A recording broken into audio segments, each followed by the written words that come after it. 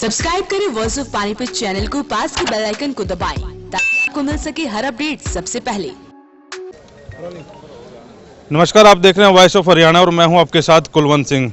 आज सिरसा पहुंचे हैं। सिरसा का चुनाव देखने के लिए आए थे। कांग्रेस के प्रदेश शासक अशोक तंवर यहां से चुनाव लड़ रहे हैं, उन्हीं से बातचीत करते हैं। तंवर साहब, बीजेपी के जो नेता हैं राष्ट्रवाद की बात करके उस मुद्दे को लेकर बीच में जा रहे हैं, लोगों के बीच में स्थानीय मुद्दे हैं वो कहीं नज़र नहीं आ रहे। आप भी राष्ट्रवाद की बात करते हैं। देखिए, जो देशद्रोही हैं, जिन्होंने आज़ादी की लड़ाई में एफिडेविट दिए कि हमसे गलती हुई, हमने गलत गवाही दी, वो आज राष्ट्रवाद की बात करती है। वो पार्टी जो हमेशा राष्ट्र के खिलाफ काम करती है, भाईचारे को खराब करने का काम करती है, जाति और धर्म के आधार पर दंगे करवाती है, वो राष्ट्रवाद की बात करे तो मैं समझता हूँ कि ये बेईमानी बात है। जिनके घर वालों ने जाकर के कभी बॉर्डर नहीं देखे, हम तो सैनिक के फौजी के परिवार से हैं, तो हम राष्ट्रवाद की बात करें, वो लोग राष्ट्रवाद की बात करें जिन्होंने अपने परिवार खो दिए। हमारे तो कांग्रेस पार्टी ने हमेशा इस मुल्क की एकता और अखंडता के लिए आतंकवाद से लड़ते हुए हमारे तमाम बड़े बड़े नेता शहीद हुए, लाखों लोग वैसे शहीद हुए। तो इसलिए ये तो छद्म राष्ट्रवाद है भारतीय जनता पार्टी का। वो गुमराह करना चाहते हैं। अब तो खुद सुषमा स्वराज जी ने कह दिया कि पुलवामा में जो है कोई मरा ही नहीं। अब उसका जवाब कौन देगा? मोदी जी ने जवाब दिया क्या? अमित शाह ने जवाब दिया क्या? वहाँ जो उनके और दूसरे मंत्री हैं जो बड़ी बड़ी बातें करते थे, कोई 250 बताता था, कोई 500 बताता था, कोई 400 बताता था। तो ये पूरी तरीके से जो विफल सरकार साबित हुई भारतीय जनता पार्टी की, वो मुद्दों से भटकाने के लिए चुनाव में और कोई मुद्दा उनके पास था नहीं। 10 करोड़ नौजवानों को रोजगार देने की बात की, वो रोजगार नहीं दे पाए। किसान की आय दोगुनी नहीं कर पाए। कर्मचारियों को वो पंजाब की तर्ज पर और तमाम सहायता थी वो नहीं हो पाई। माताएं बहनें सुरक्षित नहीं रही। रेप और गैंगरेप में हरियाणा और पूरा देश नए कीर्तिमान स्थापित इन्होंने करवा दिए। तो मैं समझता हूँ कि ऐसे में जो सारे मुद्दे हैं वो धीरे धीरे लोगों के बीच में आए कि ये झूठ बोलने वाले और जुमले छोड़ने वाले लोग हैं जो असलियत में बड़े महापूंजीपतियों के संरक्षण में पल रहे हैं, जो बड़े महापूंजीपतियों के बारे में केवल सोचते हैं।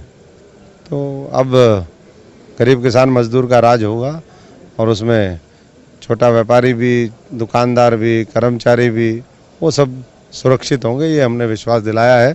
और हमारे घोषणा पत्र में उन तमाम बातों को रखा है। 72,000 जो सालाना कांग्रेस पार्टी ने कहा है कि 25 करोड़ लोगों को हम 72,000 रुपये सालाना दे करके उनको गरीबी रेखा से ऊपर उठाएंगे। कृषि का अलग से बजट होगा। जो नौजवान अपना काम शुरू करना चाहते हैं, उद्यमी हैं, वो उनको 5 साल तक पूरी छूट होगी। जो शिक्षा और स्वास्थ्य के ऊपर बजट है उसको हम डबल करेंगे। तो तमाम ये चीज़ें लोगों के बीच में अपील कर रही हैं। महात्मा गांधी करेगा, 150 दिन करेंगे जी। भ्रष्टाचार, महंगाई, बेरोजगारी को ख़त्म करेंगे। तो ये सारे मुद्दे लोग कह रहे हैं कि कांग्रेस बेहतर है, कांग्रेस को देश चलाना आता है और भारतीय जनता पार्टी देश को मिटाने वाली पार्टी। अभी गांव-गांव जा रहे हैं आप, सुबह से प्रचार में निकले हैं। गांव में क्या देखते हैं, क्या मोस्टली क्या दिक्कतें आ रही हैं? पूर्व में जो सांसद रहे हैं कुछ काम करवा पाए या नहीं? यहाँ ना सांसद काम करवा पाए, ना विधायक काम करवा पाए, ऊपर से पारिवारिक लड़ाई है। इनेलो तो बिल्कुल यहाँ पर अस्तित्व विहीन हो चुकी है और भारतीय जनता पार्टी हवा में है। ये कागज़ के जो राफेल के जहाज है ना, उसमें बैठ के घूम रही है। अभी असली वाले तो नहीं आए, ज़मीन पे उतरेंगे तब उनको पता चलेगा।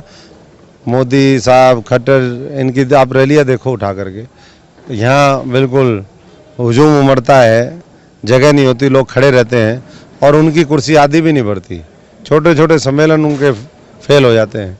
तो मैं समझता हूँ कि रुझान केवल और केवल कांग्रेस की तरफ है और लोग प्रदेश के अंदर कांग्रेस के माध्यम से बदलाव और परिवर्तन चाहते हैं।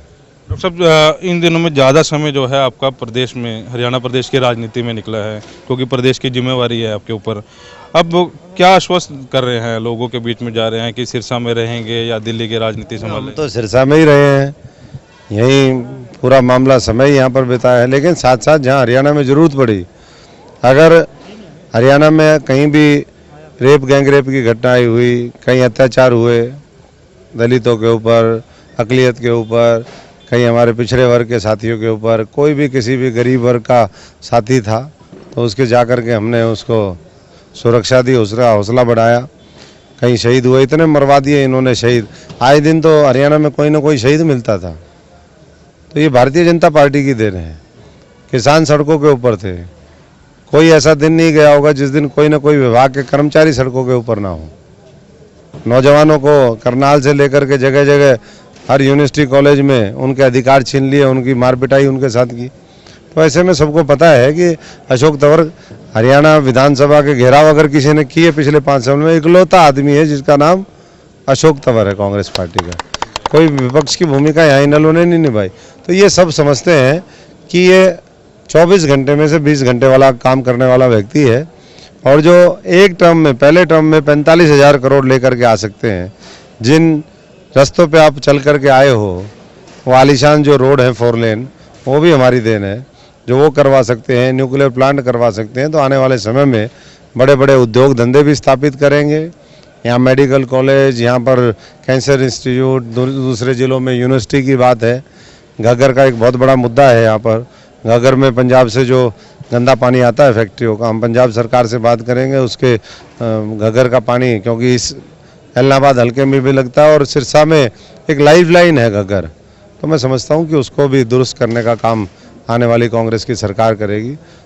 नई रेलवे लाइन जो हम सैंक्शन करवा करके गए थे, जिस प्रोजेक्ट को ड्रॉप कर दिया आते ही भाजपा की सरकार ने, हिसार से लेकर के सिरसा नई रेलवे लाइन थी वाया अगरोहा फतेहाबाद, उसको बनवा करके और आगे उस पर शताब्दी चले भटिंडा तक। लोग अब पहले वाया भटिंडा कहते थे, अब लोग वाया सिरसा कहते हैं। नए रोड बनने के बाद वाया सिरसा आते हैं सब, और रेलवे लाइन बनने के बाद फिर यही रूट होगा, वाया भटिंडा लोग भूल जाएंगे। तो ये आगे हमारी कोशिश है। अभी स्वामीनाथन की बात आप लोग कर रहे हैं कि स्वामीनाथन की रिपोर्ट जो है उसको लागू करेंगे। बीजेपी कह रहे हमने स्वामीनाथन से ज़्यादा काम कर दिया। बीजेपी ने देश का सबसे ज़्यादा नाश कर दिया, देश बर्बाद कर दिया। बर्बाद इंडिया सुना है आपने? स्किल इंडिया सुना होगा, मेक इन इंडिया सुना होगा, आपने डिजिटल इंडिया सुना होगा, आपने क्लीन इंडिया की बात सुनी होगी, लेकिन ये कुछ नहीं हुए। बर्बाद इंडिया है असलियत में जो निकल करके इस कमल के बीच से आया है। और इसलिए हमने कहा कि इससे अगर बचाना है आगे, तो इन भारतीय जनता पार्टी के लोगों के खिलाफ उनकी जो ABC टीम है, ये सारी उनके तो सहयोगी हैं। INLD के लोग उनके सहयोगी हैं, JJP वाले सहयोगी हैं, और जो उनके निकले हैं अकाली दल पंजाब में, कभी यहाँ उनके साथ किसी के साथ करती है कभी। तो ये जितना भी जो जंजाल है, इससे मुक्ति पा करके एक स्पष्ट राजनीति, ईमानदारी की राजनीति, संघर्ष की राजनीति, जो प्रो पुअर और प्रो पीपल राजनीति है, मैं समझता हूँ कि उसको हम देश और प्रदेश में स्थापित करेंगे। आप JJP और आपकी बात कर रहे हैं, अभी पीछे गठबंधन की बात चल रही थी कांग्रेस की। कुछ सुनने में यह है कि आप और सुरजेवाला जी ये नहीं चाह रहे थे कि गठबंधन किया जाए, और आपके पार्टी के कुछ सीनियर नेता हैं वो गठबंधन के लिए राजी हो रहे थे। कुछ क्या सच्चाई है? देखिए, अंदर की बातें हैं, लेकिन मैं इतना कह सकता हूँ जो पार्टी के इंटरेस्ट में होता है। अशोक तंवर का हर कदम, हर शब्द पार्टी की भलाई के लिए होता है। और बाकी नेतृत्व सब लोगों ने सर्वसम्मति से कहा था कि हरियाणा के अंदर जब हम 10 की 10 सीटें जीतने में सक्षम हैं, तो कोई अलायंस की ज़रूरत नहीं है। वो बात वहाँ पर हाईकमांड के सामने रख दी थी, AICC के सामने रख दी थी। अब फैसला उनको करना है।